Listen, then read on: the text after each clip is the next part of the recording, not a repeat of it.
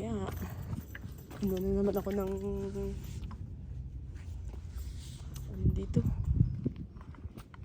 Diyan ako nabumaba. Pangalawa, pangatlo. Please lang, walang spider webs dito.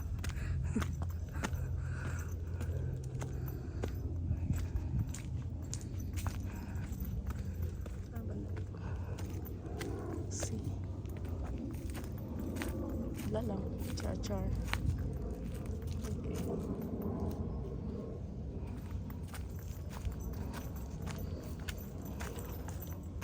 So dito, dati kami, nung may aso pa kami, dati ako naglalakad dito. Lagi kami dito ng aso, kaso lang may timer yung gala namin. Hindi kami maggala ng may limitasyon yung gala namin ng aso namin.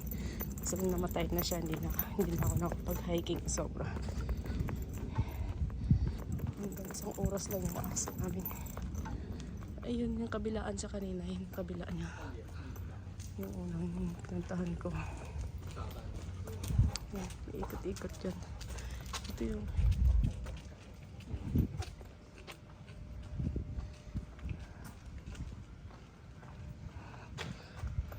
yan yung pinakadaanan ng kapag mag-ikot sila.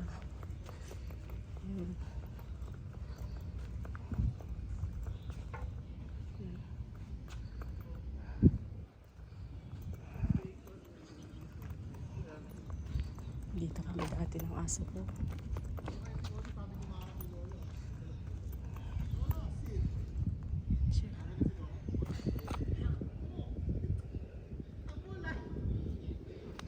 Okay guys.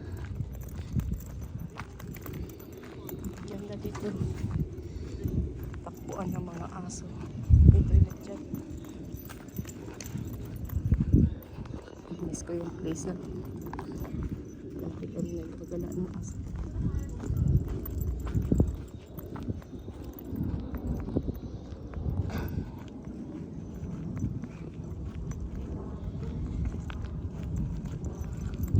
So kapag gusto niyo dumaan ng yung hindi hagdan, malayo kasi dito, ayoko dito eh.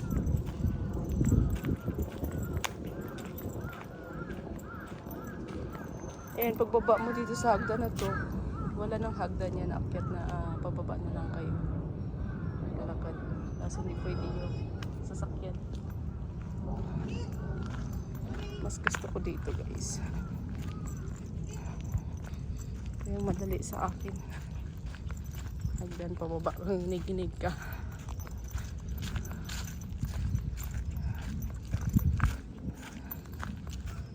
O, diba? Kalahating araw akong nag-hiking, yung dami kong dinaanan.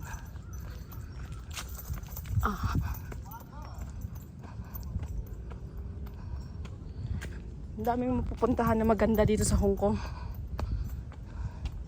Yun.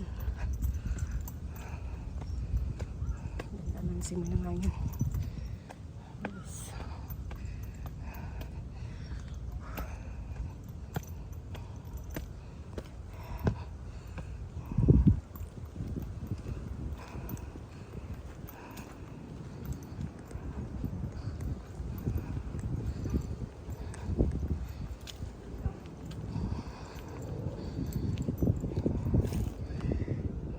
Ng kahoy na ganyan yun. Uy, nasa baba pala to. Oo, nandyan pa siya. Ito na.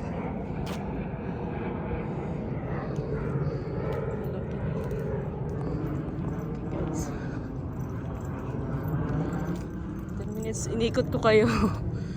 Ginawa nila to nung worthwhile.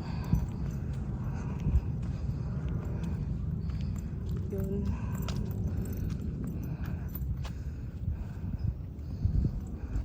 Yung lagayan ng kanyon.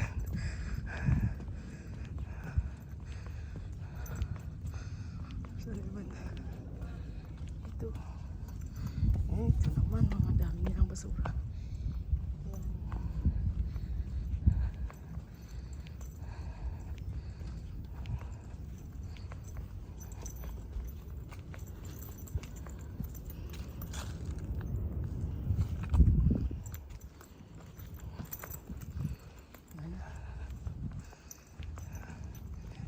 Pabayaan nila. Wala nang gira eh.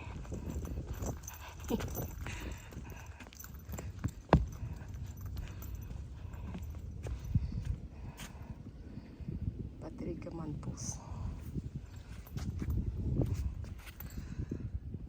Osim. May underground pa pala.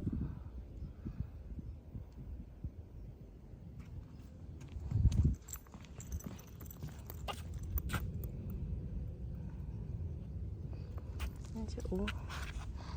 Yung dalawang anong ginawa nila. Ayan. Ayan dito yung isa. Yung circle kanina yan. Yung circle kanina dyan. Yan siya. Ayan nila.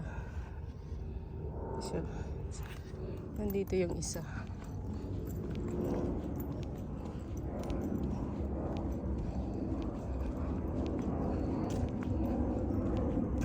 Yan.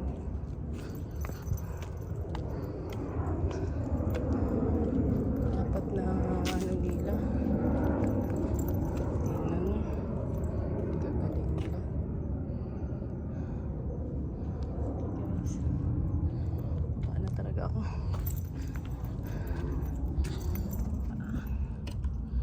Ang hirap naman akitin. Jacket. Pababa na ako.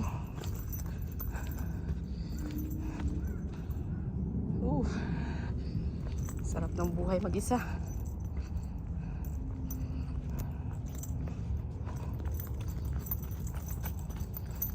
Ito yung pinaka ano sa akin guys, convenience. Hagdan. May ikot kasi doon sa kabila. Ayoko. Matagal.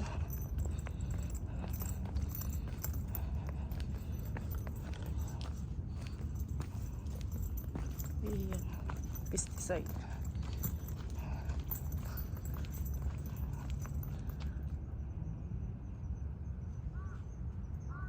Ayan.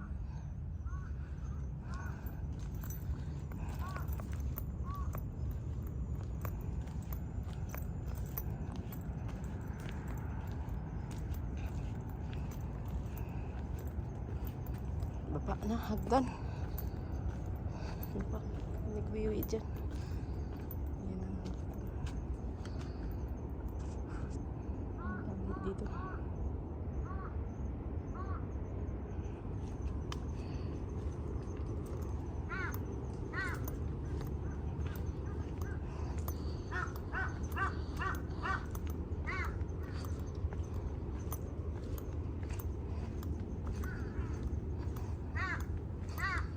Sana yung kwak-kwak na hindi ko makita.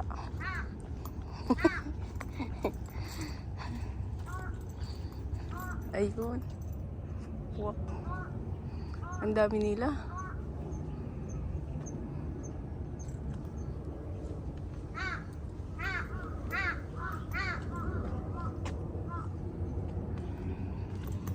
Uwi nga. Nahala kayo magkwak-kwak dyan.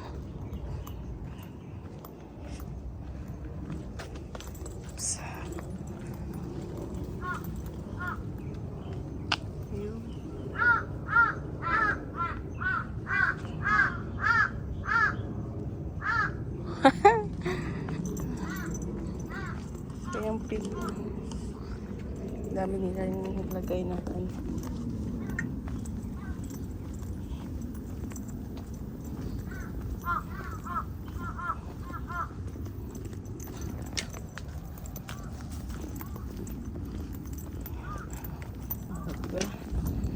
Mag-isa lang din siya nag-hiking.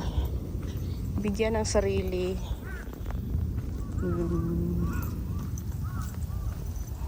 Oras.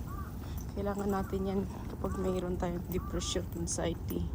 I went through all of that. Kapag bumabalik-balik. Bakit ba nagkaka-anxiety yung isang tao?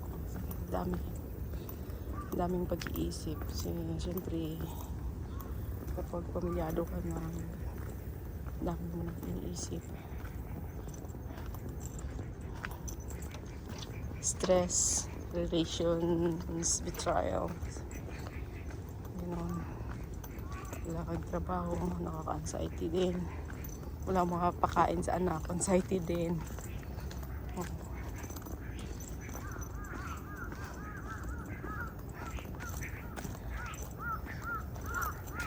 Yung taong minahal mo ng lubos, ayun, hindi ka pala mahal, anxiety din, attack din yan.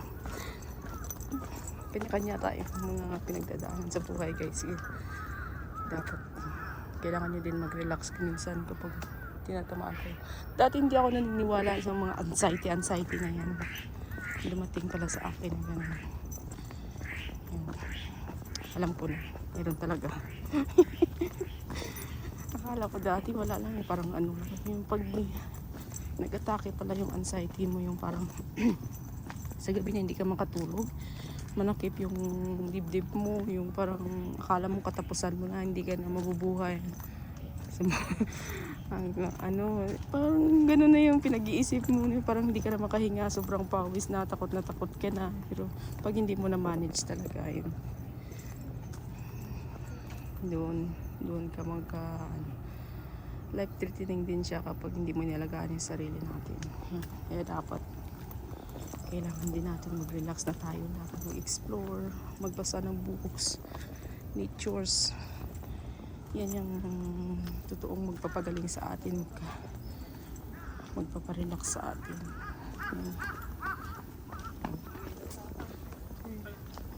Ito yung hagdan, mabilis para sa atin. Ito naman yung lakad lang. Oh. Bawal yung bike dito sa sakyan. Ang dami pa lagi. Ayun. Si ate, mag-isa din. Nakalampas na ako. Okay, guys. Ganda.